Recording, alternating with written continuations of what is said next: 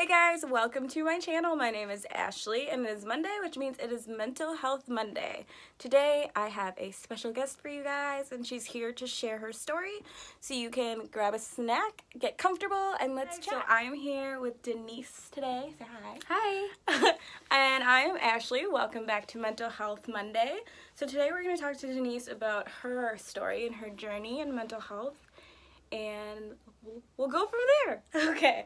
So what are you going to be talking to us about today?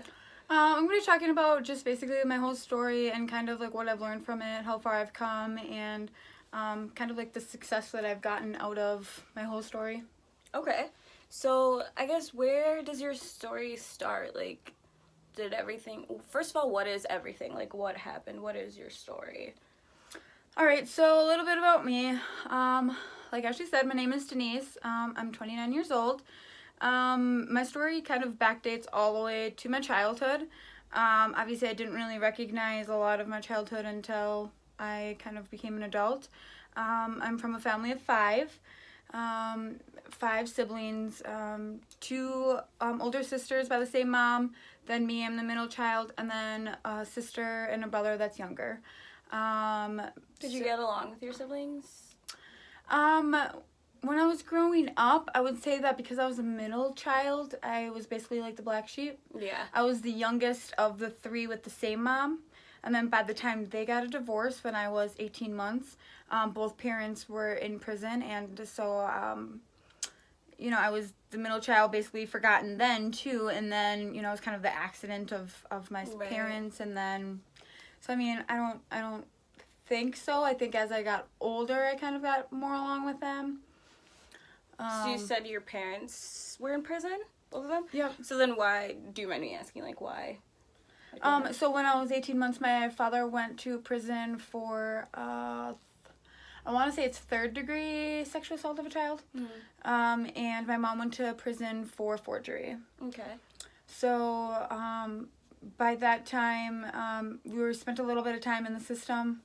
And then by the time my dad got out of prison, he had really quickly met Angela and then was able to, which is my stepmom, he was able to get us back, which is now as an adult I look back at it and was like, okay, wow, I was 18 months old and my parent, like the system kind of failed me at that Right. age, because how do you give three young children that are all females back to someone who just got charged with a sexual assault of a child. So that was kind of a big thing for me, obviously, as I grew up, and I was like, whoa, like my life could have been a lot different had it played out a little bit different. What was your experience in the system? Because I think for some people it's like half and half. Like some people are like, I'm so thankful for it, and other people were like, this was just even worse for me. Like, I don't remember it because I was only 18 months. Oh, that's true, yeah. But again, I think it just goes back to the fact that my dad did get custody of us back. So, if you kind of look at it, okay, my dad had sexual assault, my mom had forgery. You know what I mean? Like, why? Kind of like set you up. Right. Well, why was my dad's crime worse than my mom's? You know what I mean? So I get that, like, by the time my dad was released, my mom was still incarcerated. But why, like, when she got out, why was it so hard for her? Like, why did she have to fight so hard? Like, and it was that, like, my dad took over his mom's business of a elderly care home. Okay. But even then, my stepmom developed a criminal charge out of it, and she got neglect because she was neglecting the patients there. So even then, it was, like, still wishy-washy, like, because my mom had paid all these lawyers to try to get custody of us back, and it was just because, like, my dad had his own business, and like he took over my grandma's business, so it was just kind of a lot of, I don't know, it looked like it went off of money, and because he made more money. Yeah, he could like provide for you, I guess. Right. So you talked about how she got neglect charges at work, and then obviously your dad with sexual assault. And so I know a lot of times people are one way with their families, and they're like one way in their personal life. Like, do you feel like those traits were... like strictly like when they're at work or like out in the world they're a different person than when in their family, or were they like that in family too? Like, for sure, my dad definitely, my dad suffered from alcoholism and is still, till this day. I haven't talked to him in 4 years, but I would assume is still an alcoholic. I saw him drinking in my entire life, drinking and driving. drinking and climbing up the steps, Angela trying to help him, drinking and fighting with Angela. And at the time, I thought Angela was a good mom because, you know, she was, like, the only parent that was there because my dad really never remembered my name. He would call me kid. Never came to my basketball games throughout growing up, kind of put me in that basketball camp just to get me out of the house in 3rd grade, which ended up being the best thing that could have ever happened to me because I gained awesome peers out of that, and I developed really good relationships with them throughout my whole life, and I'm still friends with them. And I think that, you know, I thought that she was a good parent, but again, I was her step-parent, so I didn't realize the neglect that I had encountered until I was an adult, and I realized, okay, my 3-year-old sister, who was her real child, got a lot of dental care, had caps on her teeth. I, on the other hand, never even went to the dentist until I was 18 and had to pay for it myself. Right. So by that time, I had needed so much dental care. So it was like, you know, I knew, you know, growing up that my dad wasn't, you know, there. Just because if I had kind of told him about the, you know, sexual abuse that I encountered, but also my dad displayed a lot of physical abuse and emotional abuse to us and neglect because he just wasn't there. But when he was, he was drunk and, kid, get the hell out of here and get out of my face. And or if we did catch him on a good day, it was crying because he was so drunk and he would be hiccuping and like, oh, I guess I'm just the worst dad, and, you know, those kind of things. So it was either feel sorry for me because I don't know what I'm doing as a parent, or get out of my face. Exactly. You know, so. And that's something I think that's important to touch on too, about how, because you said growing up you thought your stepmom was a good mom, and then like realizing later, I think that's something that I think people, you know, get frustrated with kids because they're like, oh, like, your parent is obviously, like, a piece of shit. Like, they don't care about you. Like, why are you so obsessed with this person? But sometimes it's the lesser of two evils. And that's sad that, you know, like, this bad parent is a good parent to you because your actual parent is worse. Well, and I think at that point, I mean, I think, you know, for me, I think it was just because Angela really didn't have a choice. You know what I mean? She was already... You know, she kind of signed up to have 3 additional kids when she married my dad. So, like, she took care of us because, obviously, she didn't have her kids yet. But, yeah, she took care of us because she had to. So, it was either get married to my dad and help him take over this business or remain single. You know what I mean? And they're only 8 years difference. But, I mean, you know, I think, yeah, I mean, she did it. And, I mean, I struggle with that even still sometimes because I know, like, she was a good parent because she was there, but also... She really wasn't there. She did it because she had to, because nobody else was there for me.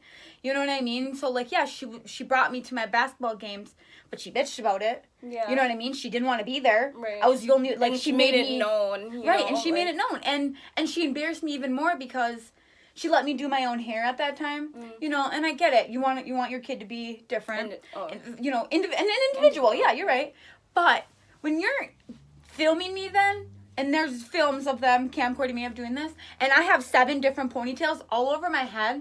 You're letting me embarrass myself. You're like, why would you set me up why would you do that?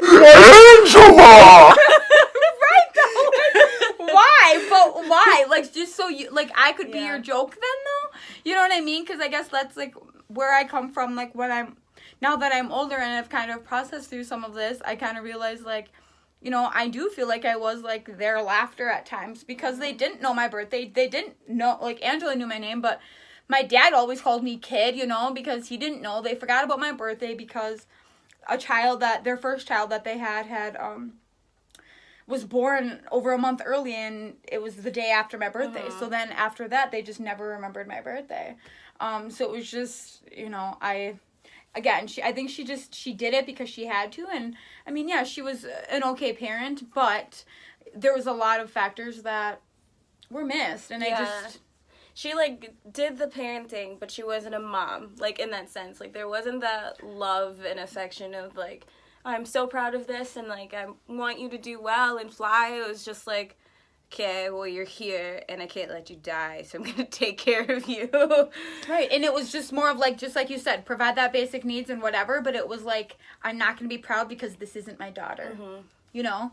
This isn't my daughter, you know? I don't think that she'd ever called me, like, her daughter, and, you know, I mean, even my dad never even told me that he loved me until I was 27 years old and I got with my son's dad, you know, because he didn't like the decisions I was making and he never told me he loved me until I finally made one decision that he appreciated or that he felt like he appreciated. Then all of a sudden he wanted to try to show this gratification, but it was like you're conditional 27 love. years old, Yeah. you know, 27 Yeah. years late, you know. Here like, I am. I'm a grown woman. I'm glad you love me now. Yeah. So then you talked about your dad and your stepmom. You didn't really say much about your mom. So, like, where does she fall in the picture, I guess? So, yeah, so like I had stated, I got taken away from my biological parents when I was 18 months. They had divorced. At that time, like I said, there was only 2 older sisters. And I really don't really remember much of communicating with her. I do remember her reaching out quite a bit, like, by my guidance counselor in elementary school. I remember going to the guidance counselor and, you know, she would give me letters that she would send me and bracelets that she would make me. She would let me have phone calls in there. And the guy, you know, my bio mom would tell me, like, you know, your dad's keeping me from me and he's fighting me and, you know, those kind of things. And, you know, so obviously I'm little. I don't really know what's, like, you know, even at 5th grade, I don't really know other than, you know what I mean? My dad's not letting me have contact with her and those kind of things. Then we did have supervised visits when I got a little bit older, like, you know, maybe 4th and 5th and 6th grade. And then when my sister that's older than me, so the middle of the 3 technically, was 16, she was kind of like a rebellion, and by rebellion, I guess I would say, like, she would steal a couple dollars from my parents. She would smoke cigarettes and those kind of things. Yeah. So my dad decided to sign his rights away from her and Because of that? Yeah, and give her to my bio mom. So she came and got her, and at that time she lived in Wausau. And so Heather went and lived with her, and I want to say that was like right after Christmas, so maybe January, February. Well, that summer I went to visit her, and so I remember I had just turned 13, that February prior, and, by this time Heather was already pregnant. Okay. And Heather is your sister? Yep. Okay. Same mom, same dad. Okay. So Heather was already pregnant, and, she had been already living with her husband or, fiance at the time, and, my mom had always, I guess, dated younger men. So at the time, I would say she was in her 40s. Well, her boyfriend was 21 at the time. And so, like, he would babysit me when she was gone at work. And that's when I had been involved in a sexual abuse situation with her boyfriend. And because we didn't have that mother-daughter relationship, she sided with her boyfriend and went against me in court, and was upset that he got deported and had to sit jail time before he got deported for that incident. I didn't talk to her for years and years after that. Once I turned 18 and had my child, still didn't talk to her. I would say within the last 5 years, she's reached out again, and I mean, I think I talk to her, you know, once a week basis, but we definitely do not have that mother-daughter. Yeah. It's more of like a friendship. I don't know that I would be able to really have that mother-daughter relationship with her after, you know, citing it, especially taking it to court. Like, it's one thing to be like, I don't believe you, which as a parent, I feel like you should just, if your kid says something, just believe them. But, like, Yeah. I also don't know what she's been through that she feels like she needs to hold on to this person, you know, so Right. badly that her daughter gets discredited. But, like, I don't know that I could forgive that I'm forgiving. I'm super forgiving. Yeah. But I don't think I could forgive that to the extent to have a mother-daughter relationship. Like, I might be able to move past and we can talk, but I think any trust or, like, that this is my mom kind of feeling would be gone for me, for sure. So And I completely understand Yeah, and that. I think because she didn't raise me, I think Yeah. we never really had Yeah. that. But it obviously made it worse when, you know, I was trying to build that relationship, and then you kind of, you know, all of that happens. And even now till this day, if we were to talk about it, she cries and she feels bad. Right. She feels super guilty for what she's done, but obviously you can't take it back. Right. You know? They're coming. The children are coming. So yeah, so she feels guilty, but I think that she tries to try to establish something right now, but it's just kind of awkward now that I'm grown and she didn't really raise me, and so it's just kind of a awkward type of situation. So I mean, we try, and it's more like a friendship. Right. Do you think that there's ever a possibility for that mother-daughter bond, or is that kind of gone? No, I think Yeah. that's gone. Yeah. So then, all of that stuff, and everything with your dad not even knowing your name, and everything with your mom. So you said that affected the choices that you made, and that obviously your dad wasn't happy with some of the decisions you were making. So I guess how did it affect your decisions? How do you feel like growing up and going through life, even now as an adult? How did it affect the way you thought and some of the choices you made? I feel like as a child, I was just very not present. I was just, I hid food. I was very isolative. I was just go in my room. I, would try to seek out any type of attention that I could from other males just because I didn't have it from my dad. Super and at the common. time, I didn't know, Right. why I was doing it. Obviously, I knew I didn't have a good relationship with my dad, but obviously... You don't tie the two together. You You're just don't- I'm just doing what I want to do. Yeah, you don't hear, oh, daddy issues. You don't... Mhm. I don't know, you don't really correlate that. You just think, you have issues with your dad, whatever. But, then I started seeking out, relationships with older men when I was younger. And, my dad found out and, he raised us to be completely racist. Mhm. And, all three of us, of the older children that have the same mother, all rebelled extremely a lot. We have children that are biracial. Yeah. And so he didn't like those decisions. He didn't like that I got pregnant at 17. So basically they kicked me out of the house and told me that I needed to have the child, even though I kind of wanted to have an abortion because I wanted to go to college. I mean, I Right. just wanted a better life than what my parents had given me. And, they told me no, that I made my bed and I had to lie in it. Yeah. So I had a child, and they said that, okay, they were going to be supportive, but my dad was not. He made fun of, my child's race and those kind of things. And so it was tough. And I think that, as an adult, it took me some time to realize, why I was constantly in that fight or flight or freeze mode. Mhm. And I didn't realize how I could display that. So for an example, when I would be in a job, the 6-month review or whatever, they would be explaining to me and they would say this whole, they would spend literally this whole amount of time telling me all of these good things that I do. Right. And they would literally spend 2 minutes on just telling me what I needed to work on. And right away I would Forget all the good stuff. Right, and I would be super defensive. Well, I did it because of this. I did it because of this. Oh, I only did it that one time. So right away I had to try to defend about why I was doing that. And I'm well, that's just a quality that I need to work on. But it wasn't until I started realizing that because I had lived in fight or flight my entire life from all of the abuse and the neglect, that's why I was responding Right. that way. I needed You're to... I need to defend myself. I'm not wrong. You just don't understand. Yeah. So it was hard to kind of live like that, and I think it took time for me to realize why I displayed some of that behavior of being defensive and kind of not really, knowing who I was and why I displayed that behavior, because I didn't know until I kind of got into my program that I'm in and kind of uncovered some of that. Yeah.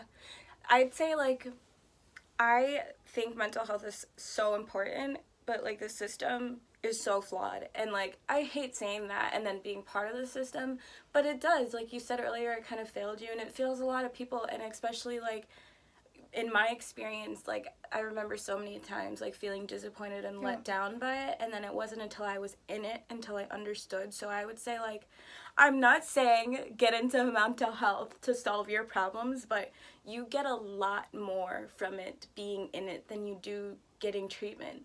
Everything I learned, working in hospitals and seeing what people go through and classes I've taken, I learned way more from that than I did going to therapy. And that's kind of why I wanted to do this. So you can see the other side of it, because treatment is so, I don't know, what's the word?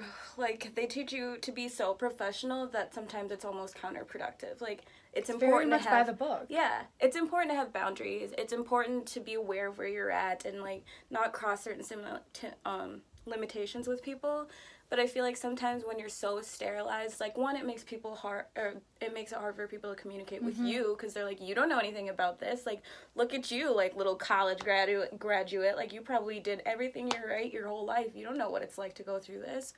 Or on the other end of it, it's just like they start to trust you, but there's certain boundaries that you have to have. So then it almost makes people feel like, what the hell? Like, why did I trust you? And now you're turning it against me. Yeah. And they don't understand it's what you have to do. So, like, I'm really glad that you were willing to do this video with me. Yeah. So, like, we can talk about it in a more genuine and less, I guess, sterilized way. Yeah, for sure.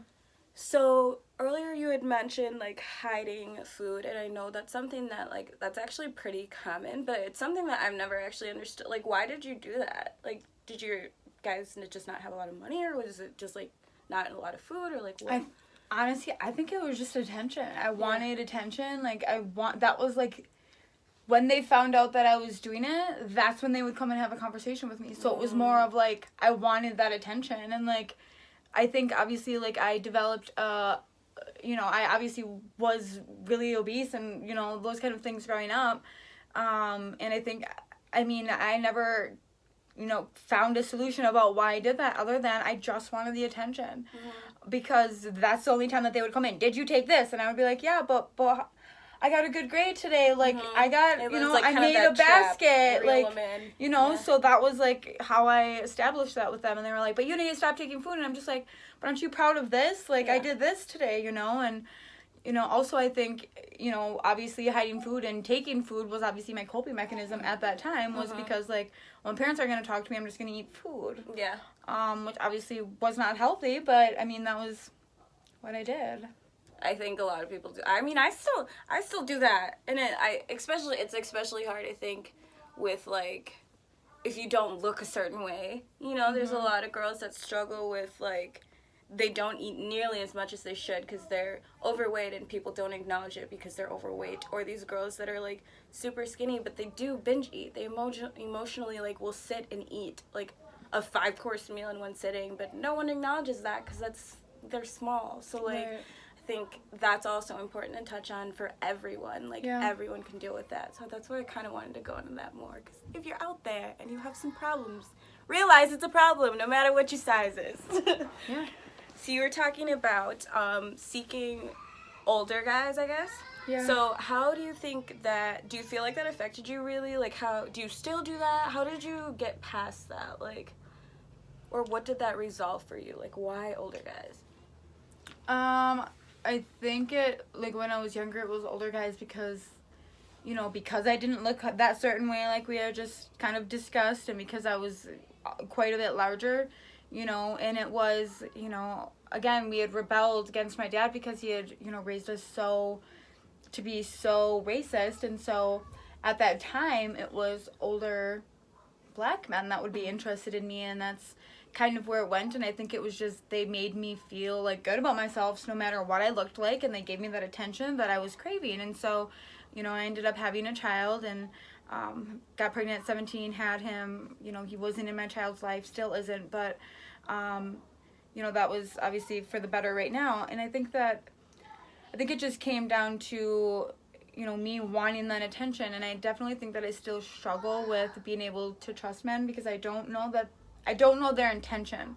Because I feel like because my dad didn't have any intention of being a dad for all of these years, but because when I finally met, like, his standard of finding a white male to have a child with, then all of a sudden he wanted to tell me he loved me. So I think it was just a matter of, like, you know, I do wear my heart on my sleeve, and I think that I try to give too much to try to get them in, but also try to, like, Show your worth almost. Show my like, worth. I have something to offer. Right. And I think that it's just because I feel like, you know, I had to earn all of this from my dad over all these years. And although I appreciated when he finally told me that he loved me, I knew that it wasn't real. It was, like, contingent upon you continuing to do things that he supports. Right. And so that's where I feel like I still, sometimes struggle with men, but also it's because I've gotten to a point, definitely getting better, because I've gotten to a point where I didn't realize what my own worth was. So I was lowering my standards to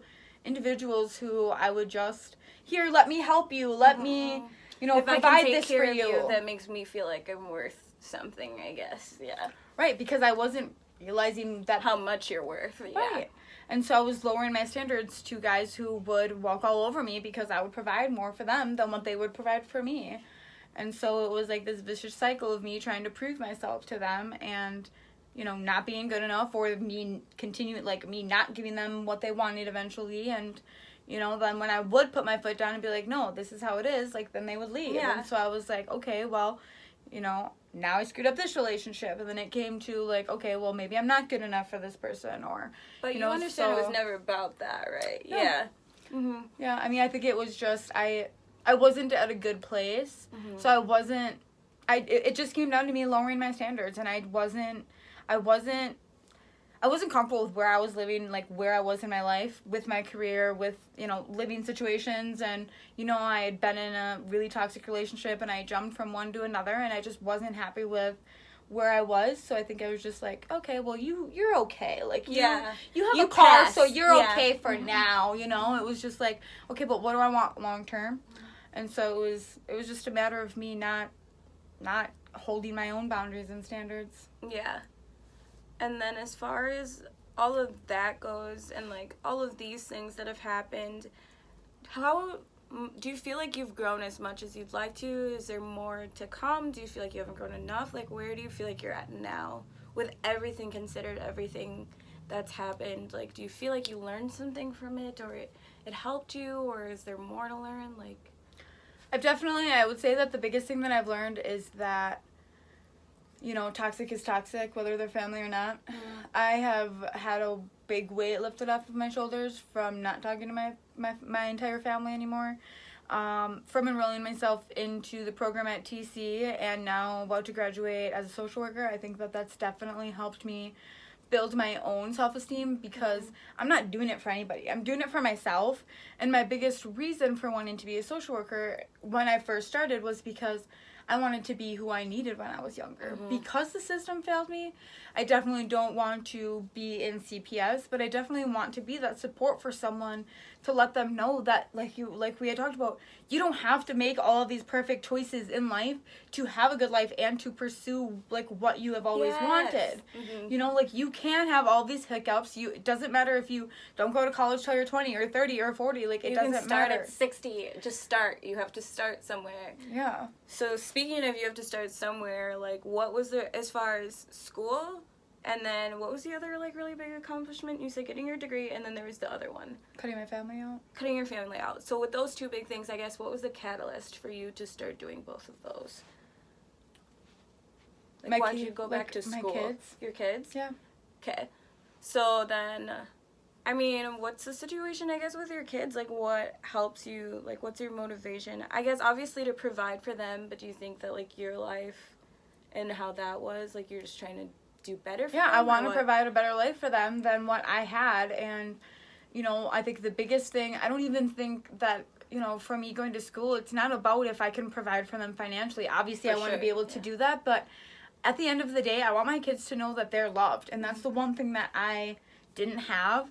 And so I want to make sure that, like, my kids know how to be a kind person, that my kids know that they're loved, and that my kids know that it's possible to, overcome the barriers that I've overcome in my life. And I think that, it's definitely, like you had stated, you don't need to be in the field to, help work through these things, but I definitely think that it's helped me process them a little bit more than what therapy has.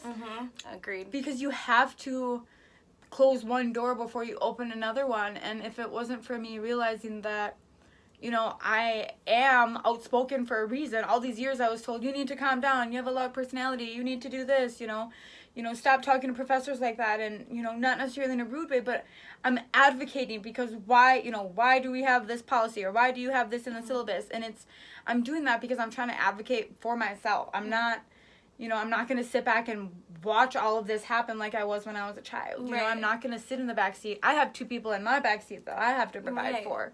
So it's just more of, you know, making sure that my kids know that, you know, it is possible given what you've been through, and that, you know, because I was a teen mom, that doesn't mean that I can't complete college, and that I didn't even start college until after I had my second one. So I think, you know, it's never too late, and I think that the biggest thing is just to remember that, like, whatever age you are, you know, it's not too late, and that you can process through, and sometimes you don't recognize the behaviors that you're doing when you're an adult, or why you did that as a child, until you get older and you're like, okay, that's why I always did that. Okay. But you have to be open to realizing that too. Like, the biggest, I think, thing in moving forward is being willing to accept that you've made mistakes, and being willing to acknowledge your trauma. I think a lot of people just, like, it happened, it's done. Like, why are you talking about it? Like, why are you making this video right now, bringing up all this old shit? Like, nothing is going to get better unless you acknowledge the past. And you can sit here and pretend that you worked through it and that it's fine, but, like, till you genuinely work through it, you're most likely not going to make a whole lot of progress in your life. So, like I said, I'm just happy that you're willing to share your story. And then with your kids, because you said that you want them to, like, have the things you didn't have, and, like, see that, you know, you can always grow and you can always change and you can always do better. Do you feel like having kids, like, what did that teach you? Because obviously you're teaching them, you know, so much, but I feel like having kids probably teaches you a lot too, especially when you grow up not having anything, like, now being the parent. Like, what do you think is the biggest things that you've learned from having your kids?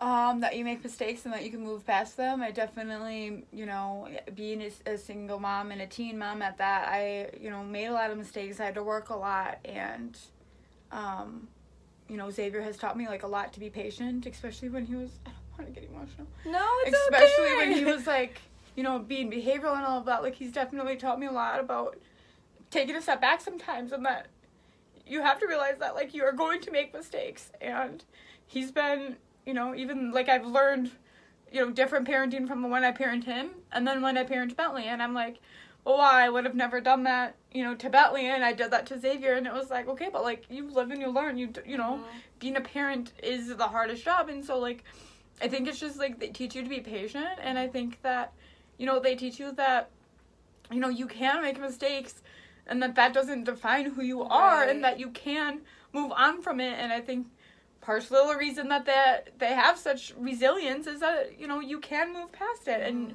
you can't dwell on that, as you had stated, and you have to, you know, but you have to acknowledge that you fucked up, and you have to acknowledge that you're willing to change and make that change. You can't keep saying, yep, I fucked up, and then keep making that same mistake. You have to move past that, and you have to actually change. And I think that that's really what's helped me, and is that I've, you know, from having both kids and being like, you know, one had their dad, one didn't, and even though the one that did have their dad was a whole nother situation, but, you know, it's just helped me see, like, okay, wow, like, even though I messed up, like, it's still possible to, you know, show my kids that this is possible, and that they're, you know, they can move on from this. And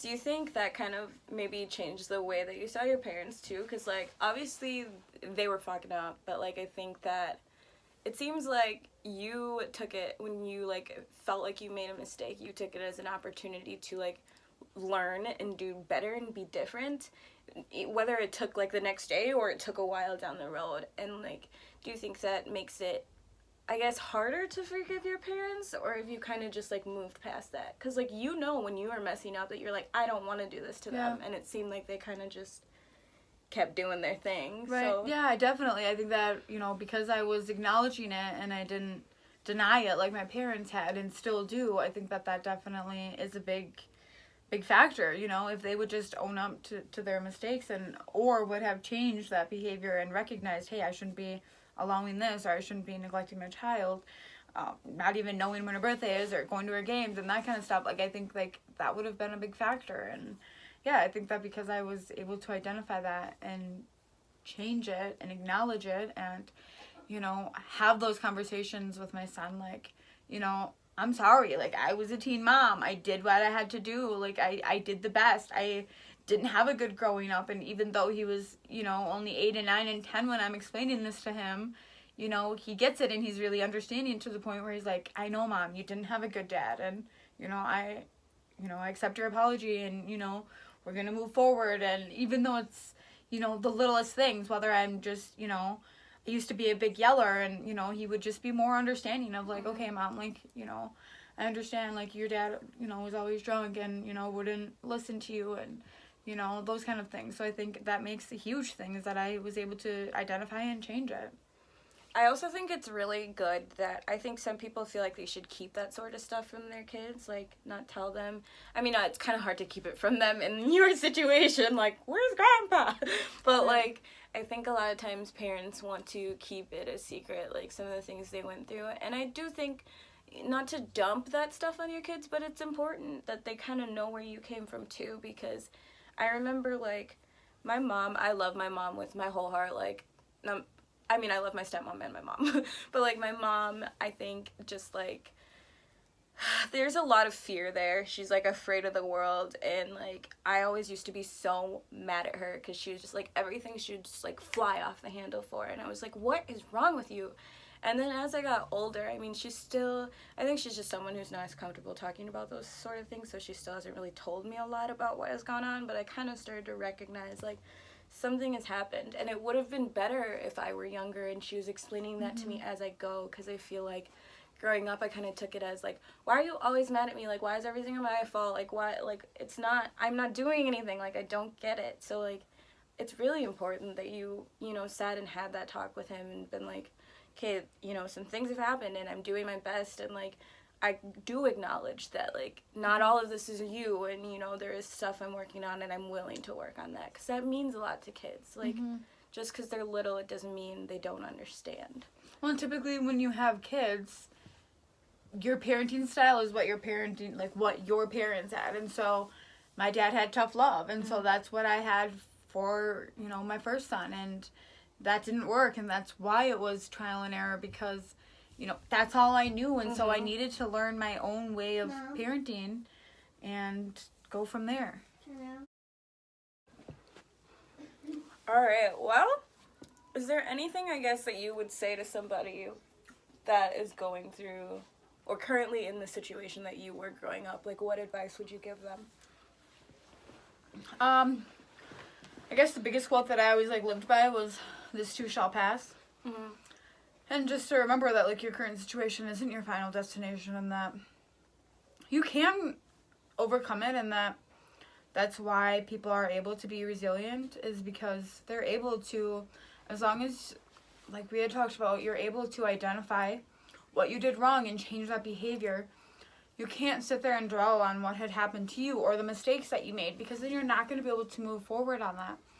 And I think it's just important to remember that no matter what you've done, no matter what you've gone through, you're able to overcome that. You're able to meet the goals that you've set when you were a child. If you want to be a singer, go and be a singer. Like, if you want to be a doctor, you can be a doctor. Do it. I love that. And it's true. Like, I feel like, especially, like, they always tell kids, like, you can do whatever you want to do, but they stop saying it to adults. Like, it's more true when you're an adult. Like, you are free. You can do whatever the hell you want to do. Like, you should never lose that. Like, always do what you want to do, and always, like, chase that, I guess, goal. Set goals and chase them. Never stop doing that. Well, and it is so hard when you've constantly been neglected or been nagged on. You're not going to be anything. And if you've been in really traumatic, you know, relationships like I have, where, you know, they've talked you down, like, nobody's going to want you, you're fat, you're ugly, you're this, you're that, you know, those kind of things. It's hard to overcome that. It is so hard, because you're like, in the back of your mind, you're like, well, that's all I'm going to do. I'm never going to be anything, blah, blah, blah. But you have to remember that you are in charge of your own happiness. Like, nobody else is in charge of your destiny and where you're going to end up in life. Like, nobody is in charge of that except for you. You can achieve whatever you want to do. Right. Yes, it's going to take some time to be able to overcome your trauma and maybe process that, and then, you know, try to reach out to the resources and, you know, get the support of other peers or other people in the community that are in situations that you want to be. Like, if you want to be a teacher, get that whole support group or whatever to help you. Okay, what do I do? What's the first step? Because I wasn't taught that college was important. I had to learn all of that myself. So it's important to be able to, you know, not sell yourself short for like less than you deserve, because I never thought I was good enough to go to college. I never thought I would be a college graduate. My dad told me I was going to be a loser. Like, so it was like, it's possible, and it's just important to recognize that every single day you can choose to be happy. Every single day you can choose your own destiny. Because people can tear you down, but only if you let them. Like, they only have as much power as you give them. Someone can tell you you're horrible and you're never going to do anything every single day, but it's only true if you believe that and you allow yourself to believe that. Yeah. So as far as resources, are there any that helped you that you would suggest to anybody, or was it everything kind of just like your own path and then you just did what was best for you? Yeah, I think just, you know, kind of focusing on myself and really processing through all of the trauma and, you know, putting myself through school and putting myself first. I think that's, you know, that's what was hardest, because, you know, I don't have a lot of friends and I don't have a lot of, I have no family support. And so it was just like realizing, like, I'm going to do this because I want to do this. So, just a little disclaimer, I didn't know where was the best place to put this, so I just thought I'd put it here. This was filmed before the Safer at Home Act, so I don't want you guys coming after me for not being at home or whatever, because it was before all of this mess started. Okay, that's all I had to say. Hi guys, so thank you so much for listening to Denise's story. We are here and I don't know what anybody's going through, and so, you know, my friend just recently passed away from high school, and her biggest thing was like always being kind to everybody no matter what, just because it matters. And I'm a firm believer that doing one small act of kindness a day can definitely, you know, have a ripple effect in the community. And so, you know, usually in the morning I go for my iced coffee every single morning, and the kids can vouch for that. You know, I have my biggest thing is like I'll pay for the person behind me or the next two cars behind me, because I feel like it's gonna have a ripple effect, and maybe those people pulled up and now they pay for the people behind them, and maybe it was a single mom who really needed something, or, you know, obviously if they're going through the drive-thru or whatever. I just think it's important, like, you don't know, even if it's just a smile, you don't have to say anything, you don't have to do anything. It's just a smile, and even if they have, resting bitch face, like, it doesn't matter. Like, what if they literally just had, you know, a phone call that their grandma died or whatever? Like, that could be the only smile, or the only, hey, your shoes are really cool, even if they're not cool. Like, not trying to be mean, but, like, you know what I mean? Exactly. But, like, you just don't know what they're going through. And it's all about being positive and being kind to others. And I think that it matters, so. So here we go. We will be back when we're all done. We'll show you what we made, and then you guys are going to come with us to drop these off. See you real soon.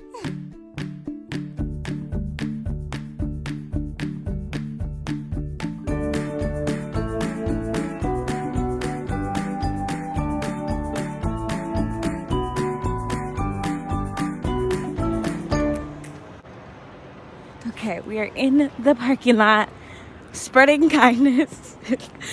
I can't believe we're doing something so nice, but I feel like I'm doing something so bad. Like, I'm scared security's gonna come and get us. All right, we are in a hospital parking lot, and we chose the parking lot of the hospital because with this whole coronavirus stuff going on, people are gonna have to work. Oh shit, there's a human. I'm scared.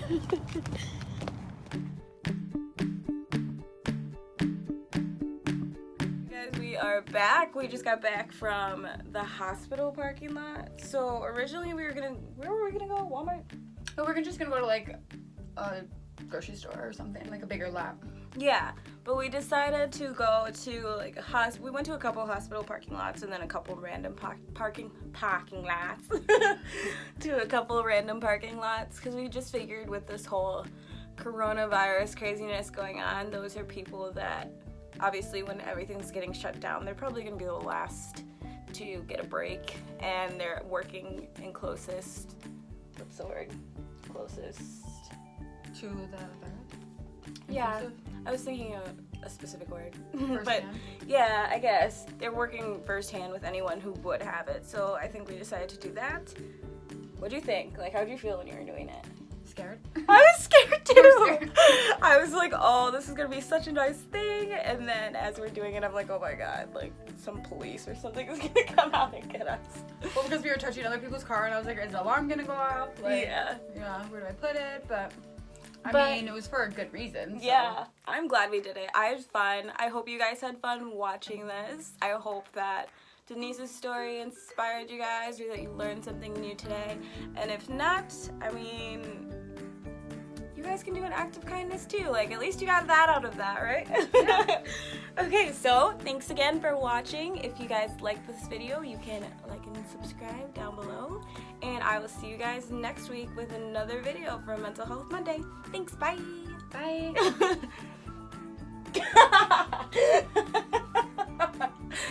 Ah, I love the secrets in the shot. I don't think we're going.